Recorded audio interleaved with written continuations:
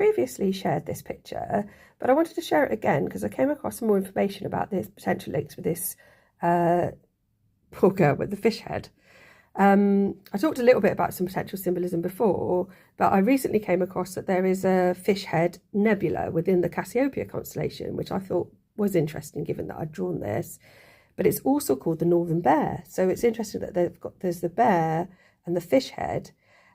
And that nebula is within the larger constellation, which is called the Heart Nebula, which I had mentioned before, that there's sort of like a relevance to this radiant heart here with this other aspect of the character. So I just thought I'd share that additional symbolism. I think it also helps me because I can go back and watch the videos because I have a really poor memory. There's also this symbolism up here, which I think it looks a bit like the letter H, but not quite. So at some point that may come up, that I'll find what that means. It was also interesting because fish came up in this previous picture that I'd shared. So this fish here, which I'd said at the time relates to Pisces, which it very well might do. But there's also the top of what this looks like, the rooster's head. I'd originally only seen this, which was the owl. And there is an owl nebula within Cassiopeia too.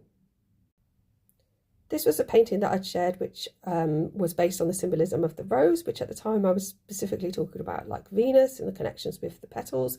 But there is also a rose, I'm not sure if it's a nebula or a cluster, within Cassiopeia.